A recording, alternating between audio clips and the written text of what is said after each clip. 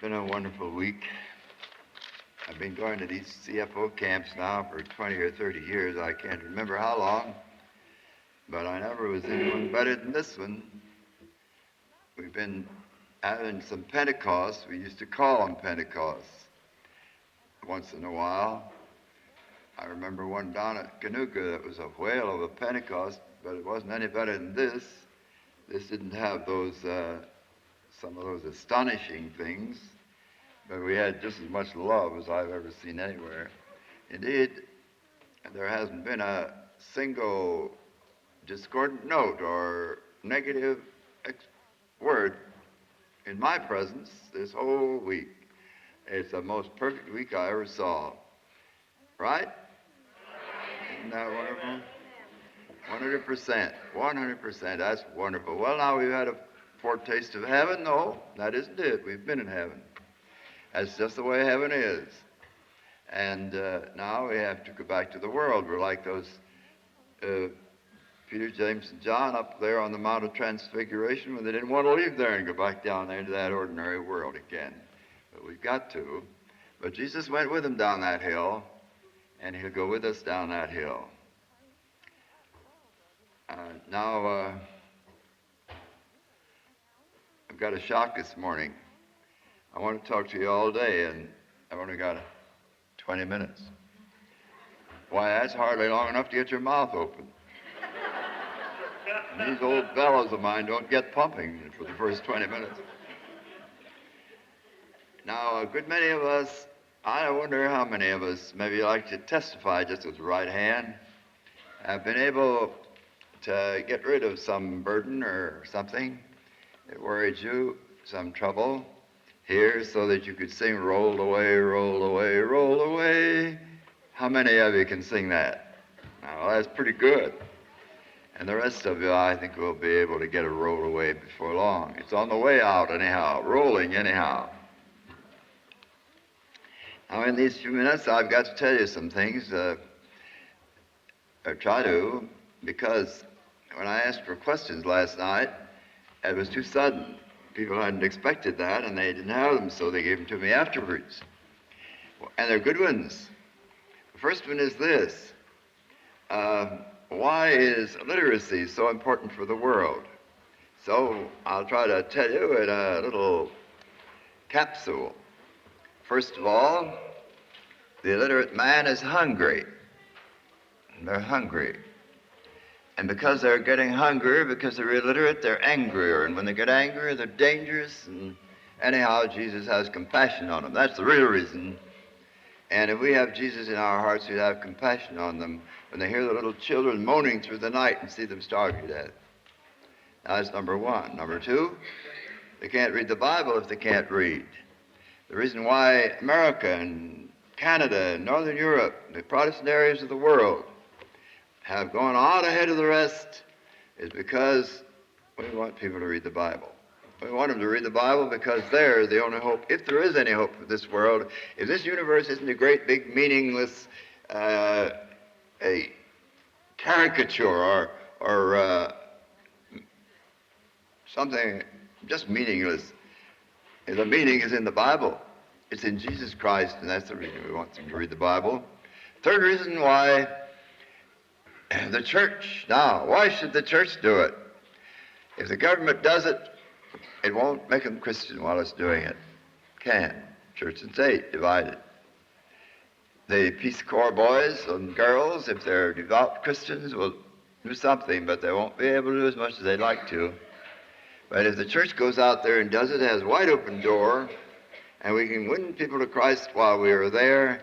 And instead of retreating like we're doing now, as Marcia was told you truly, we're doing so many places retreating. I got a letter from a missionary in Africa a few weeks ago, in which he said, the Methodist Church is retreating all over Africa. And it is retreating all over Asia. And it is retreating in other places. And not only the Methodist Church, but all churches are, nearly everywhere. And we're going to turn and go the other way, and the way to do it is to go out there to those non-Christian illiterates, teach them to read, let the love of Jesus get into their hearts from your heart. Pray and praise and love, and then witness. We've found it works. Is that enough for that answer? All those reasons we can change retreat to advance and defeat to victory. And we can, it's the most wide open door in the world today to win the world of Christ if we do it this way. If you want to know more about that, write to me and I'll send you some more information. There's a book called Literacy as Evangelism, a little black book. They didn't have it over here for sale this year, but I'll be glad to send you one of those. I think they cost about 25 cents, if you want it. What young people can do. A lot of young people here this morning. I'm glad to see you. This is what you can do. Let's take Detroit, Michigan. There's a wonderful girl come out of a lovely Christian family. Her name is Susan Giffen. She and George, her brother, went to the high school there in Detroit. And they persuaded the principal to get me to come and speak to that school. And after I spoke, because they'd been getting ready anyhow, those children decided to put in 10 cents a week, 1,000 of them, and to have their own representative abroad. And the Detroit High School now has a company of compassion. Not $1 a week. The kids couldn't put in that much. But that high school could put in 10 cents a week. Now, if you young people come from colleges, you can put in $0.25 a week. If your heart's on fire, this is the secret of Christianity. This is the secret of Jesus. One burning heart sets another on fire. And if your heart's on fire, and it is right now, as you leave here, you can go out and keep the fire burning inside, and the others will get it. And you can start building 1, 2, 3, 4, 5, 6, 7, a company. For example, in Lynchburg, the college there. After I'd spoken there, they got 25 cents a week, 400 of them, to have their own representative from Lynchburg. There are 75 colleges in the United States that are represented abroad in colleges in other parts of the world. Now, you see what you can do in your college. If you want to go somewhere, for example, one of the girls, only 2 years in college, wants to stop now and go, well, then I suggest she's a Presbyterian, write to your Presbyterian board and tell them you'd like to go out with one of these short-term groups. Or if you're a Methodist, to the Methodist board, or you can write to our organization, our office, and ask them about that down in Washington. And you'll write to me. If you can't think of any of our addresses, this one is pretty easy to remember. 131, that's the box of my son Bob at Syracuse. All you have to do is remember 131, Syracuse, New York, and my son's name is Robert, and my name is Laubach. And there you are.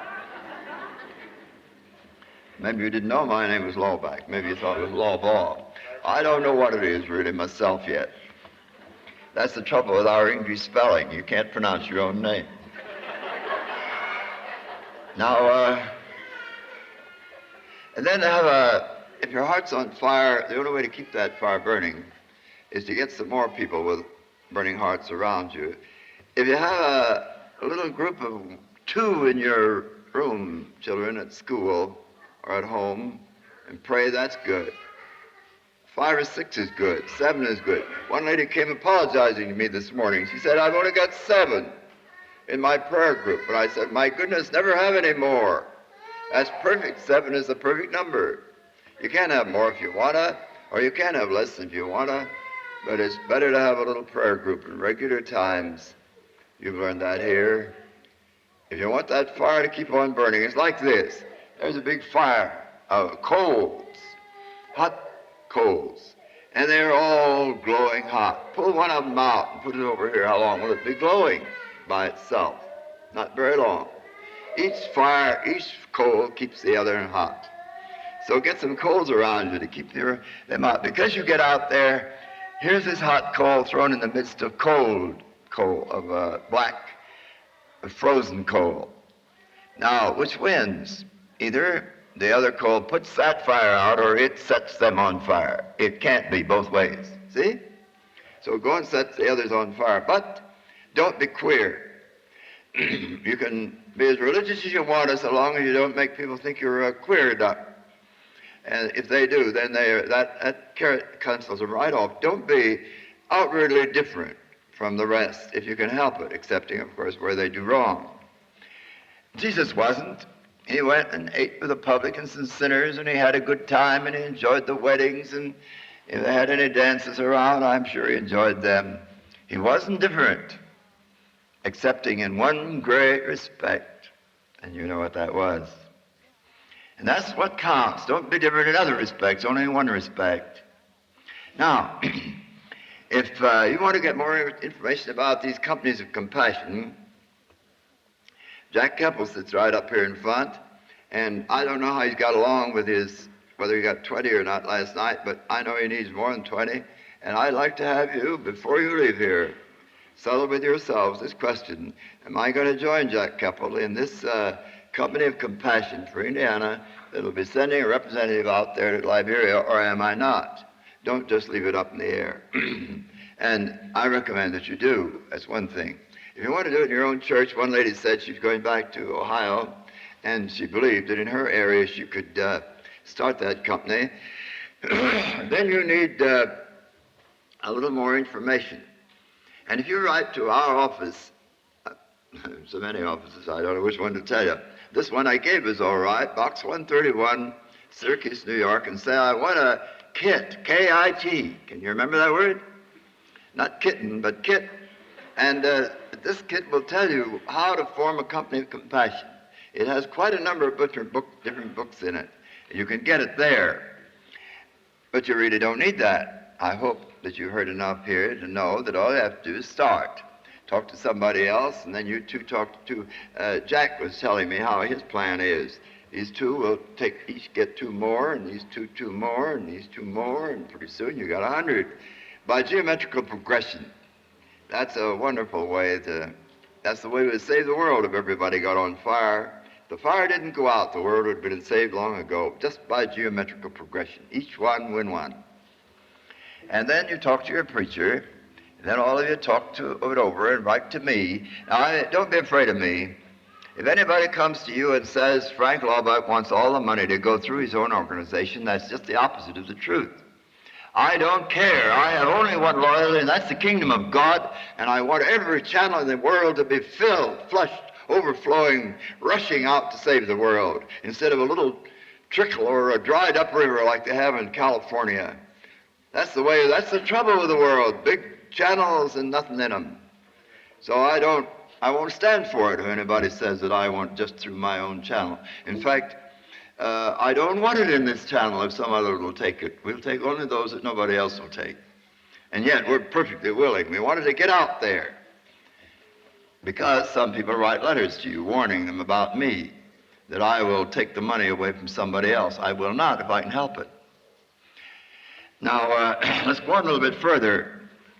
Suppose you want to teach English to foreigners, to illiterates in your area, to children who haven't made their grade in school and want to catch up. All of those are beautiful, Christ-like things to do, and they're pretty nearly half the children in school are falling behind.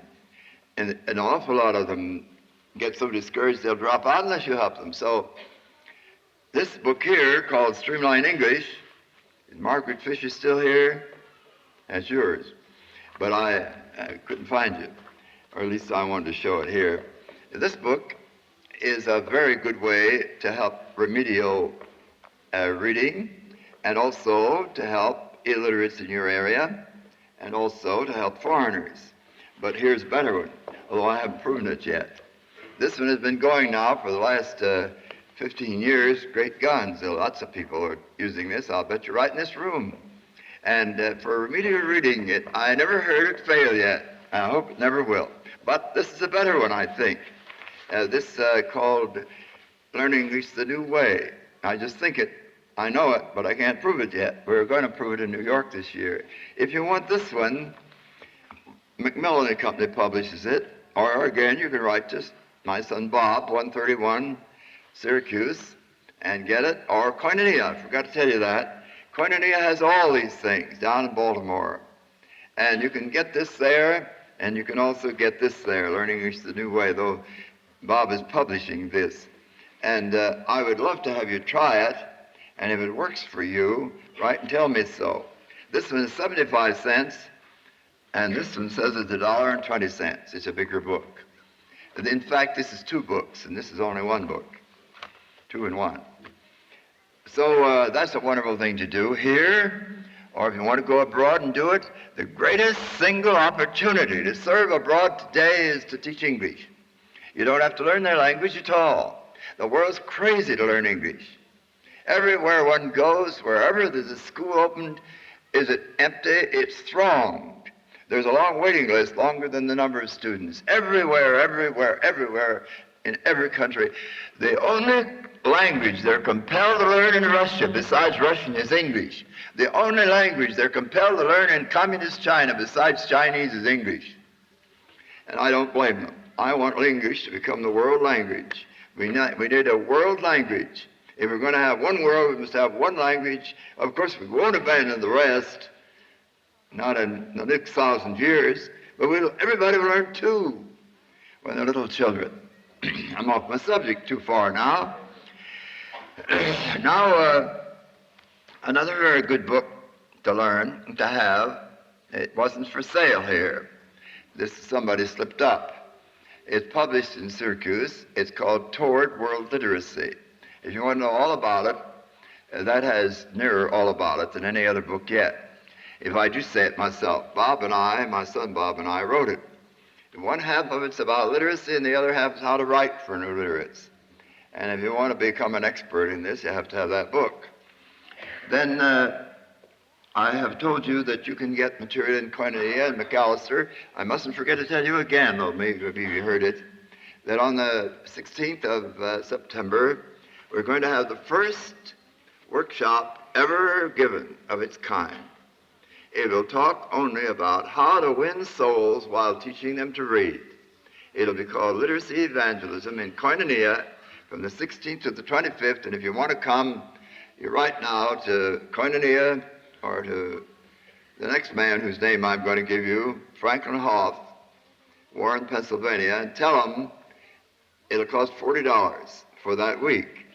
That gives you everything: food, beautiful place to sleep, everything, and all the equipment, $40. And that's on the 16th of September. I'd like to see some more of you back there again.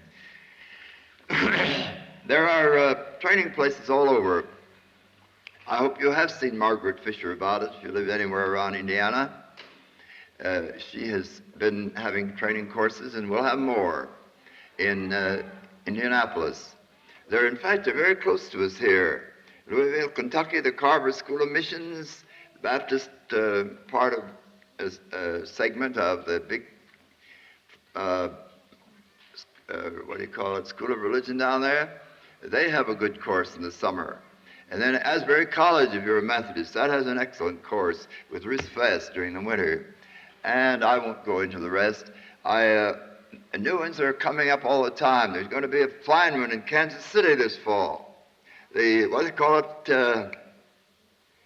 the name of that college over there, but it's there anyhow. And they're starting one, and they're coming up all over the United States. We had 100 courses this year, long and short, and we're going to have more next year. So if you want to get training, there's lots of places. Write and ask us. And then if you want to know about my itinerary, and you'd like me to come there, or if I can't come, one of the rest of our team, any of them, write to Franklin Hoff. His box is 383 Warren, Pennsylvania. Or my own address in New York. He sort of commutes between New York and there. My address in New York is what is it? Anybody remember? I forgot. 235 East 22nd. 235, 2 and 3 makes 5, East 22nd Street, New York. Now, I got a thrill this morning.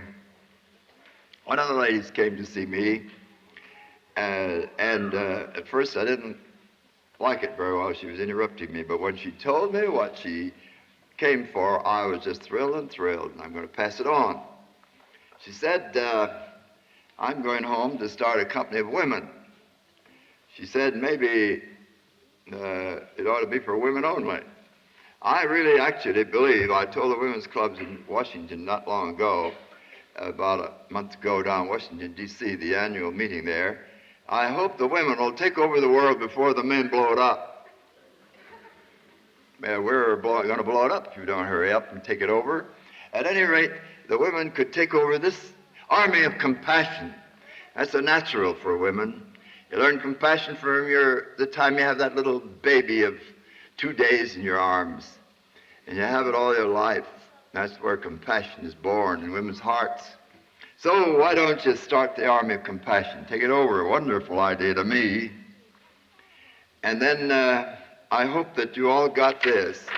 And maybe you want to put it on your wall if you ever think you're in danger of forgetting it.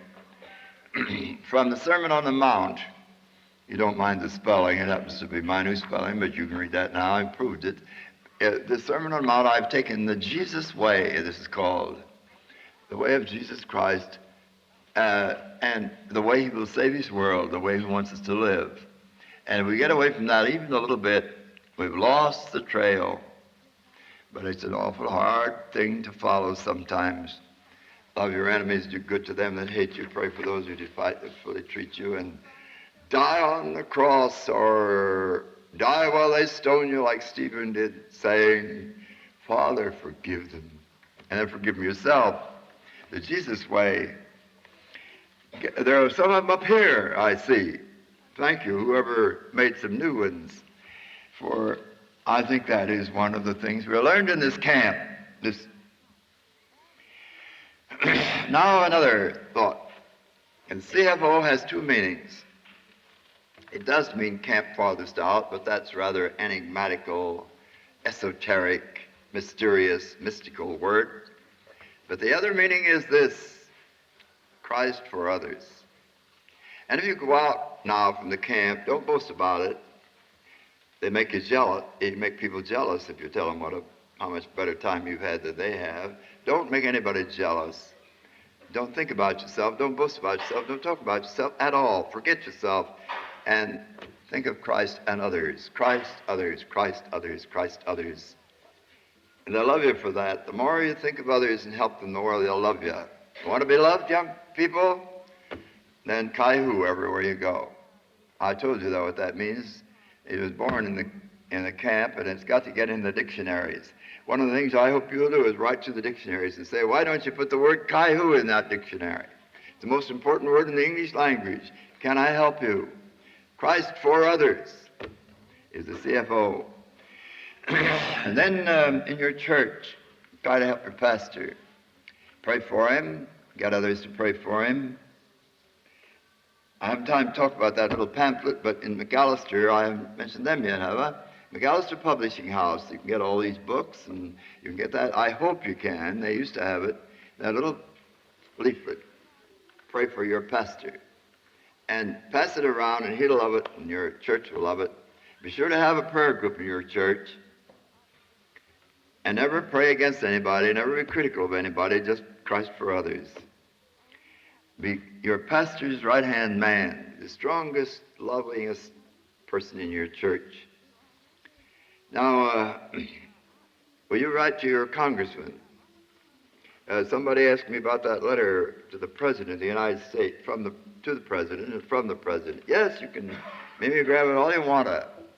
And you can say that I'm tremendously pleased with the letter I got back from the President. Unfortunately, I didn't get that mimeograph before I came here. It was up in Chautauqua, and Bob liked it so well, he said, I'm going to frame it, and I haven't seen it since. But I'm pleased about it. And write to your congressman and say, oh, this is what I'd like you to recommend. You heard me talk about this peace race by Melman. I hope you understood what he said. He said we wanted a tremendous assault, a terrific attack on the world, an attack of compassionate service. Put $20 billion in it. And and go all out to help the world help itself up with industry. And then the communists will be licked to a frazzle. You can write anything you want to, but I write to your congressman, if you can get this book, do it. They had it over in this little bookstore, but they sold out. I didn't know they had it when I recommended it. But it isn't Christian. I mean, it isn't religious. But the thing he advocates is the most 100% bullseye of Christianity I've ever seen yet for the United States. So I recommend that you tell your congressman that. Send it to him if you want to. Ballantine Books, number 101 Fifth Avenue, sells it for 50 cents. And I don't have any more here. Now, what else? Oh, yes, write a letter also to your mission board. Ask them, what does my mission board think about the Company of Compassion idea? I'm very much enthusiastic about it, and I want to know what you really think about it. Write to them, no matter what denomination it is. I can tell you in advance that some of them are very zealous and some of them are afraid it might upset the unified budget idea. A unified budget, or like anything else, can become a religion. And then it gets in the way of progress. We're in a new age.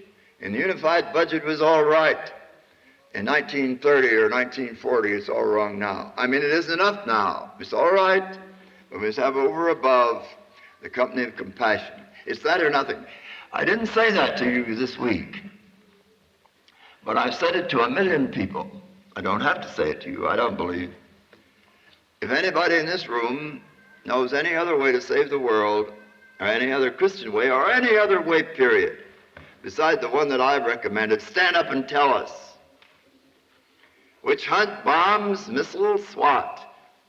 Dig holes in your backyard and wait for the bomb to stop, hit you, what? Nobody has anything positive but this. That's what you want, isn't it? Go home and tell your people that. A lot of you said, I'm going back there and tell them, all right? Tell them I said that. Challenge them to tell you what. Dr. Schwartz has got America scared from one end to the other. One of my friends went up to him after he gave one of those scare lectures and said, Dr. Schwartz, now you've got me frightened. What am I to do? You know what he answered? He said, that's for you to find out. Well, you found out here in this camp. The Company of Compassion, mobilizing all America in a great Christian deed of compassion, following the way of Christ will save the world. Oh, I'm so glad we're finding out at last that nothing will work but Christ. And then, above all, spend an hour with Jesus every day. And as I told you, don't bore God and be bored yourself with monotony. Change it. Keep changing. The thing I'm doing right now, as I told you, is give me a thrill. About 2 or 3 o'clock every morning, I get up and take my little typewriter somewhere where nobody can hear me, and I'm trying to write the compassion, lift out of the Bible here, the compassion of Jesus written with this new spelling. And that's my fresh way right now. It just happens to be mine. I don't recommend you do that, but find a way that will keep it fresh and keep the zest there and keep tingling with it. Because when you're bored, it's just too bad. You're not really getting anywhere. Get saturated with Jesus every day, and then you won't need to worry anymore about what shall I say. When I was a young fellow, my conscience used to torment me. I knew I ought to witness for Jesus, but I couldn't for the life of me think of anything to say, and I'd go around and try to strain it, and when I did, it wouldn't work. What was my trouble? I wasn't saturated with him. I was trying to be artificial. I was trying to put out here what I didn't have in here. Out of the fullness of the heart, the mouth speaks. And when you got a fullness of the heart and of the mind and of the body with Jesus Christ, forget what you say. It'll take care of itself. Yes, I saw your watch. It's true. Time for me to stop.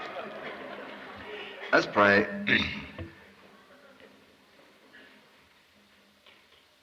You're so wonderful, you're so wonderful, you're so wonderful. Sweetest word of mortal tongue, Jesus, we thank you. We couldn't have had this heaven here. There wouldn't be any heaven anywhere without you. And wherever you are, there's heaven. So thank you that heaven's going to trail right along with us, because you will. Thank you, Lord Jesus. We don't have to ask for a thing. We don't have to worry about the future. We don't have to repent about the past. That's finished. You turn that leaf over and it was all started over. And this is heaven, heaven, heaven. Because Jesus is in us and the heaven's in us. And we love, love, love to the ends of the earth. And oh, Jesus, we can't be quite happy, though, because you aren't. Because we want the rest of that poor, tragic, sick, hungry, frightened, greedy, mean world to have you too. So walk out and continue what you started in Jesus of Nazareth. Continue it in us. Thank you. Thank you. Amen.